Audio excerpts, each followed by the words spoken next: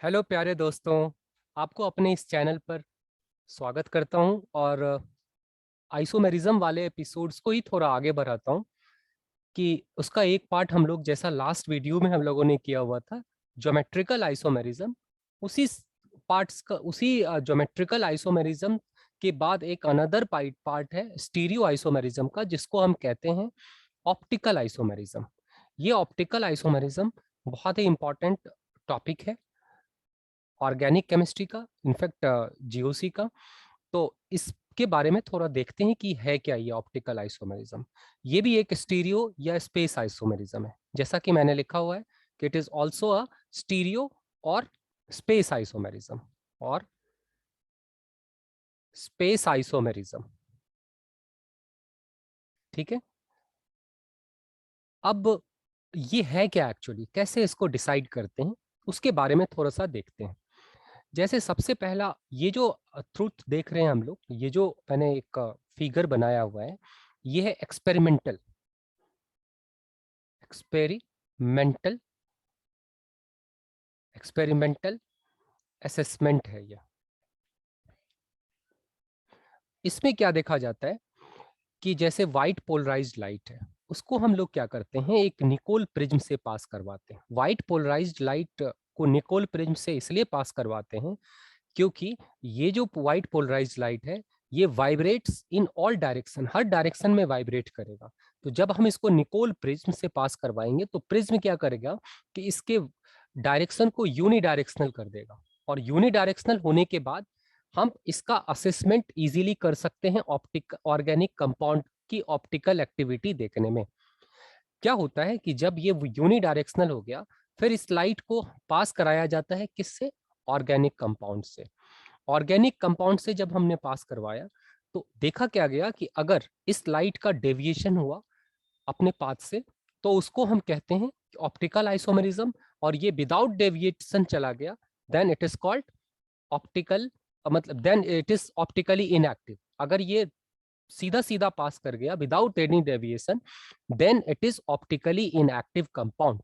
But अगर ये अपने पाथ से डेविएट किया राइटवर्ड या leftward, then this compound is optically active.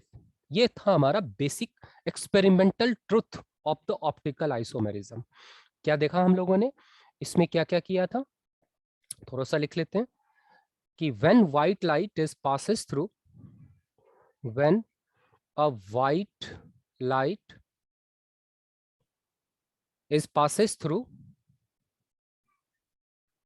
Through किससे, Nicol prism, Nicol prism, it becomes unidirectional, unidirectional, directional, then this unidirectional light is passes through किससे, organic compound. This unidirectional light is passes through organic compound, unidirectional light is passes through, light passes through, light passes through organic compound,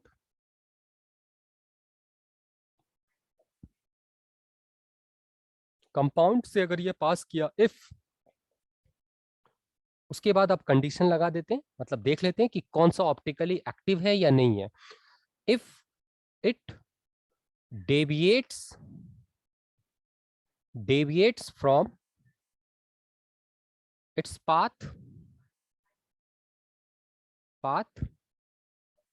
organic compound is optically active, organic compound is optically active, active. और अगर ये पास नहीं किया तो ये क्या हो जाएगा, ऑप्टिकली इनएक्टिव हो जाएगा।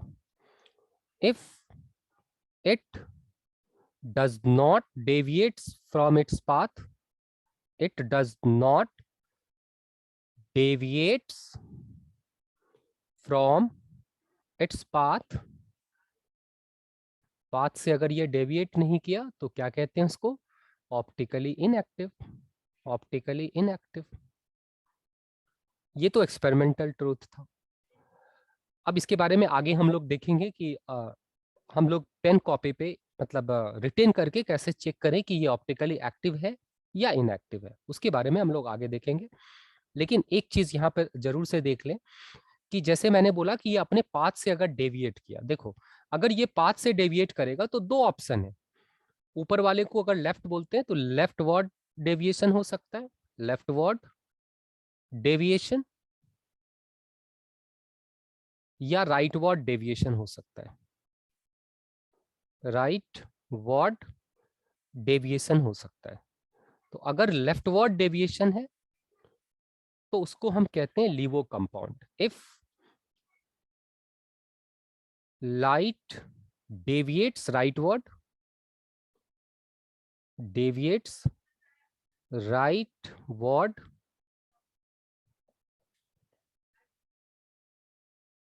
वर्ड, तो क्या कहते हैं उसको, लीवो कंपाउंड कहते हैं, लीवो कंपाउंड।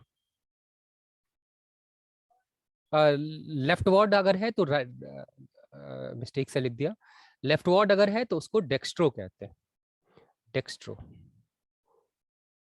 Dextro compound. और लेफ्टवर्ड है तो इफ लाइट डेविएट लेफ्टवर्ड,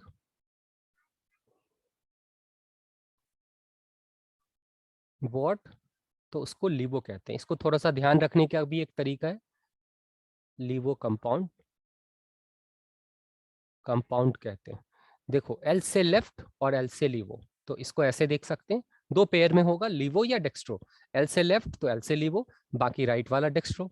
तो ये है एक लेफ्टवर्ड एंड राइट वर्ड। अब ये तो हम हर कंपाउंड जो हमें गिवन रहेगा पेपर में, उसमें तो हम देख नहीं सकते कि कौन सा लेफ्ट जा रहा है, ये एक्सपेरिमेंट करना इज नॉट फिजिबल। तो इसके बारे में आगे हम देखेंगे कि कौन सा लीवो है, कब लीवो होगा, ये तो उसके बारे में कैसे हम डिसाइड कर सकते हैं। और ऑप्टिकल एक्टिविटीज को हम बाय थियरी कैसे डिसाइड करेंगे कि कंपाउंड इज ऑप्टिकली एक्टिव या इनएक्टिव। इस एपिसोड्स को पढ़ने से पहले एक चीज हम लोगों को जानना चाहिए, जिसका नाम है, जो बहुत ही इंपॉर्टेंट टॉपिक है, जिसका चर्चा मैंने लास्ट वीडियो में भी करा था, वो है आरएस कॉन्फ़िगरेशन।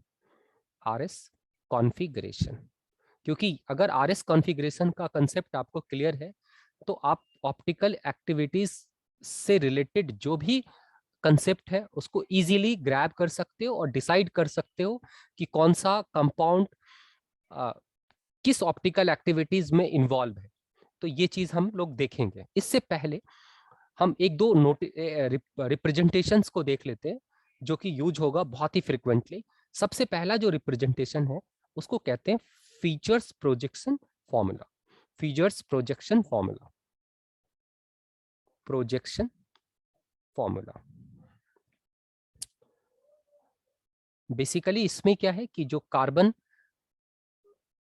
है उसकी चार जो वैलेंसीज होती है, चार जो कनेक्टेड चेन है या कंपाउंड है या ग्रुप है, जो भी आप कह लो, उस कनेक्टिविटीज को हम इसके थ्रू डिनोट करते हैं। जैसे ये मान लो G1 है, ये G2 है, ये G3 है, ये G4 है। तो इसमें कैसे देखते हैं कि एक प्लस साइन बना लेते हैं हम लोग। सबसे पहले ये प्लस साइन बना लिया, इस प्लस साइन में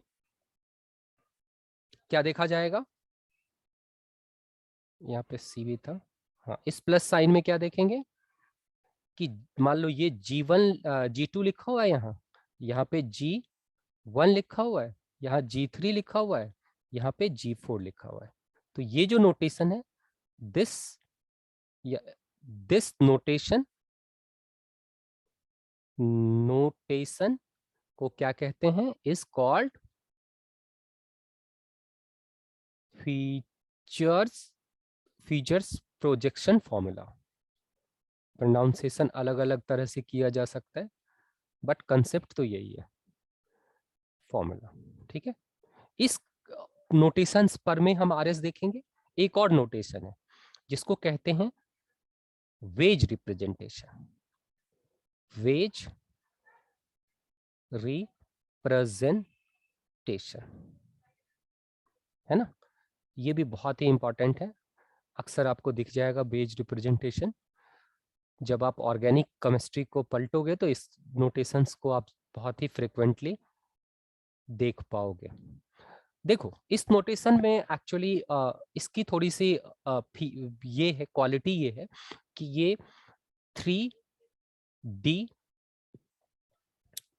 मॉलिक्यूल्स को इजीली रिप्रेजेंट करता है, can be easily represented by this notation, representation can be easily represented by this notation, represented by this notice, this representation कैसे, जो देखो 3D कहने का मतलब कि जब हम जैसे कार्बन लिखा हमने, 4 अगर इसकी वैलेंसीज है और 4 अलग अलग ग्रुप है, डबल बॉन्ड नहीं है, सारा सिंगल बॉन्ड है, तो इसकी हाइब्रिडाइजेशन क्या होती है, sp3। और sp3 क्या है, नॉन प्लेनर है, नॉन प्लेनर है ना, क्योंकि ये टेट्राहेड्रल होता है। अगर कार्बन की बात करते हैं, मतलब ऑर्गेनिक कंपाउंड में जो कार्बन अगर 4 सिंगल बॉन्ड या सिग्मा बॉन्ड से जुड़ा हुआ है, then it is non polar because its hybridization is sp3। तो इसको क्या कहेंगे हम, ये जो इसका शेप होता है वो tetrahedral, and tetrahedral is not the planar, planar नहीं होता। बॉन्ड एंगल भी जान लेते हैं इसका, बॉन्ड एंगल कितना होगा, बॉन्ड एंगल इसका होता है 109 डिग्री 28 मिनट, ठीक है। तो ऑब्वियसली नहीं देख पाएंगे, तो इसके लिए क्या नोटेशन है, जो देखो जैसे ये बीच का कार्बन हम लोगों ने लिखा और ये ऐसा बनाया, और एक डॉटेड लाइन दिखाया जाता है और एक थिक लाइन दिखाया जाता है इसमें, ये थिक लाइन दिखाया। ये जो डॉटेड लाइन, इसमें से सबसे पहले तो ये देख लेते हैं कि जो मैंने नॉर्मल लाइंस दिखाया है, जैसे ये जो मॉलिक्यूल्स है इस कार्बन को कंटेन करते हुए, ये एक प्लेन में होता है, ये प्लेनर है, प्लेनर। और ये जो डॉटेड लाइन दिखाया मैंने, अगर ये सपोज G1 है, ये G2 है, ये G3 है और ये G4 है, तो ये जो डॉटेड लाइन है वो क्या है, below the plane, below the plane, plane. और ये जो दिखाया वो क्या है, एबव द प्लेन, प्लेन। तो ये था, यानी कि अगर हम इसको कंक्लूड करें तो क्या होगा, कंक्लूजन ये है हमारा कि अगर ये कार्बन है मान लो C, तो C comma G1 and G2 are planar, planar, and G4 above the below the plane, dotted line जो है वो बिलो द प्लेन, और G3 जो है वो एबव द प्लेन है, एबव द प्लेन है। इसके बारे में भी हम लोग देखेंगे। और एक होता है जो इससे रेलिवेंट नहीं है, बाद में देखेंगे, एक 100 हर्स है, 100 हॉर्स रिप्रेजेंटेशन भी होता है। ये 2 कार्बन को एक साथ रिप्रेजेंट किया जाता है इसमें, 100 हर्स रिप्रेजेंटेशन। थोड़ा सा देख ही लेते हैं कि कैसे करते हैं। जैसे कि सपोज ये है C, ये G1, G2, G3, G4, G5 और G6। तो इस केस में एक लाइन खींचो, ये कुछ ऐसा, और फिर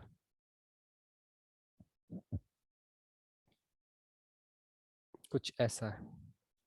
यहाँ पे G, मान लो G2 लिखा मैंने, यहाँ पे G1 लिखा, यहाँ G3 लिखा, G6, G4 एंड G5 लिखा। इसका एक और काउंटर पार्ट हो सकता है कि अगर हम G6 को केवल ऊपर रखें, इसको नीचे रखें और इधर भी रिवर्स कर लें, तो और हम इसको ऐसे भी लिख सकते हैं। जब हम कन्फॉर्मेशनल आइसोमरिज्म देखेंगे, कन्फॉर्मर्स देखेंगे, वहां पर इसका थोड़ा सा और भी अच्छे से यूज आएगा। G5 एक को कर लेते हैं, G4, G5 and G3, Z1 और G2 हो गया। तो ये था। तो इस केस में देखेंगे बेसिकली जो हम RS अभी देखेंगे, RS कॉन्फ़िगरेशन, वो दो रिप्रेजेंटेशंस को रिलेट करते हुए देखते हैं। पहला फीचर्स प्रोजेक्शन फॉर्मूला और दूसरा किससे, वेज रिप्रेजेंटेशन। दूसरा है वेज रिप्रेजेंटेशन। इन दोनों से रिलेटेड फॉर्म, इन प्रोजेक्शन या फॉर्मूला पर, रिप्रेजेंटेशन पर हम लोग देखेंगे। पहला देखते हैं केस 1, फीचर्स प्रोजेक्शन फॉर्मूला।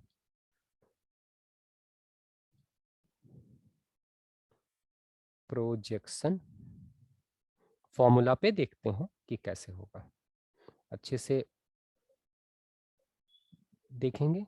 मुझे पूरा उम्मीद है कि इसको देखने के बाद आपको शायद ही कभी RS कॉन्फ़िगरेशन में प्रॉब्लम आएगी। और RS इसीलिए भी इम्पोर्टेंट है कि इसके भी डायरेक्ट क्वेश्चंस आप जेई में या नीट में मिलते हैं। जेई मेंस में तो आया हुआ है हाल के दिनों में भी, और नीट में भी आया हुआ है। तो थोड़ा सा देख लेते हैं कि कैसे कैसे होगा। सबसे पहला तो क्या किया जाता है, जैसा कि मैंने देखा था, बताया था और आप लोगों ने भी देखा था, सब लोग मिलकर देखे थे कि एक कंसेप्ट था चान इन गोल्ड प्रीलॉग सीक्वेंस रूल। उसमें क्या डिसाइड करते थे, ग्रुप की प्रायोरिटी डिसाइड करते थे। तो यहाँ पर में भी क्या है, जैसे ये G1 है, G2 है, G3 है, G4 है, ये 4 ग्रुप है। तो इसका जो RS कॉन्फ़िगरेशन दिखाने का रूल है, रूल कहता है, रूल्स आर, पहला पहला रूल क्या है कि right the priority of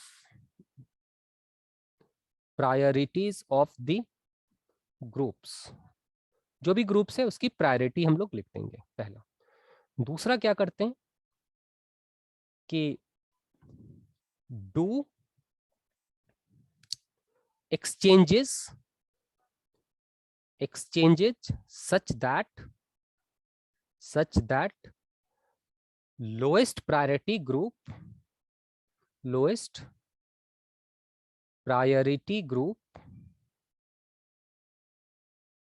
will be at the bottom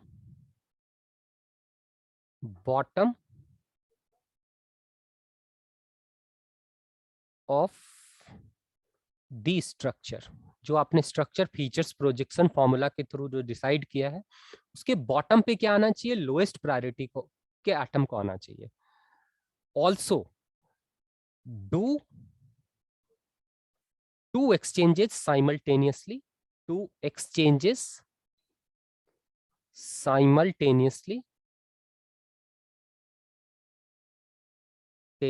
so that, क्यों करते हैं कि उसके कॉन्फ़िगरेशन में जैसे एक को आपने चेंज कर दिया, दूसरे का नहीं चेंज किया, तो जो इसका ओरिजिनल कॉन्फ़िगरेशन था वो क्या करेगा, ऑल्टर हो जाएगा।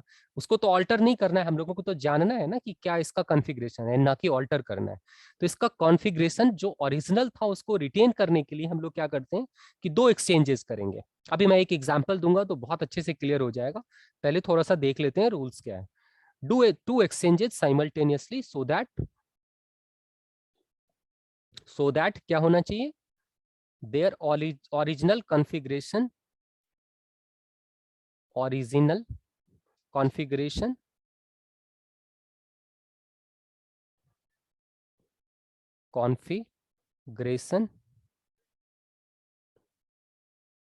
do not change।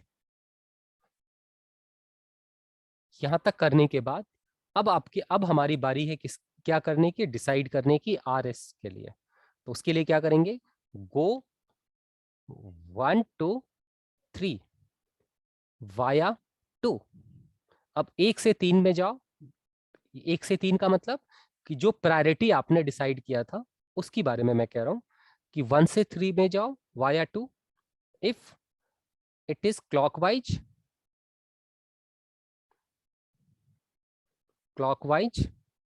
configuration is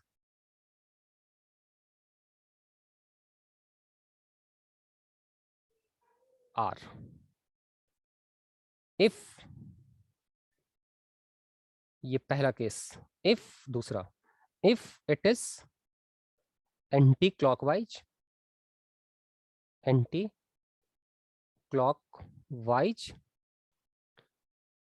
configuration is S. Okay, यही था। अब इसको देख लेते हैं एक एग्जाम्पल के थ्रू कि क्या है। जैसे कि मान लो आपने क्या किया है, H लिखा, यहाँ CS3 लिखा, यहाँ पे OH लिखा, यहाँ F लिखा, ठीक, ये लिखा। अब इसकी प्रायोरिटी डिसाइड करना है। तो प्रायोरिटी डिसाइड करने के लिए जो रूल हम लोग देखे थे, चैन इन गोल्ड प्रीलॉग सीक्वेंस रूल, उसी के बेसिस पर देखे तो ये एटम की का एटॉमिक मास सबसे ज्यादा, तो इसकी प्रायोरिटी सबसे ऊपर, तो 1 लिख देंगे, इसको 2 लिखेंगे क्योंकि ऑक्सीजन है, फ्लोरीन से कम है। आफ्टर देन किसका आएगा, कार्बन का थर्ड एंड फोर्थ।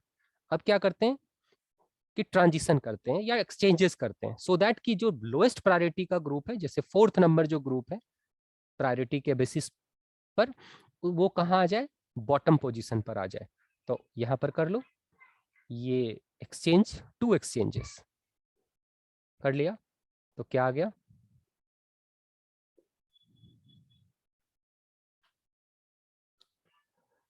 ये H, ये F, यहाँ OH, यहाँ पे CH3, CS3 हो गया। अब देखो ये एक्सचेंजेज आ गया, 2 एक्सचेंजेज कर लिया, बॉटम पे ले आया। अब इसका मार्किंग जैसा था, 4 था, ये 1 था, ये 2 और ये 3। अब क्या करना है, 1 से 3 में जाना है वाया 2। 1 से 3 दो रूट हो सकता है, एक वाया 4 हो सकता है, एक वाया 3 हो सकता है, या हो सकता है कि ऐसा भी कि विदाउट वाया भी चला जाए। अगर मान लो ये 1 रहता और यहाँ रहता 3, तो वाया, किसी के वाया के बिना भी जा सकता था, लेकिन कॉन्फ़िगरेशन एक्यूरेट पाने के लिए क्या करना है कि 2 को इन्वॉल्व करना ही है 1 से 3 के बीच में। तो क्या करेंगे हम लोग, यहां से बढ़ लो, यहां से अगर बढ़ा तो क्या हो गया, अब 1 2 3, 1 2 3 अगर हुआ तो ये क्लॉकवाइज हुआ या anti clockwise, I think anti clockwise हुआ, नहीं एंटी क्लॉकवाइज हुआ, तो कॉन्फ़िगरेशन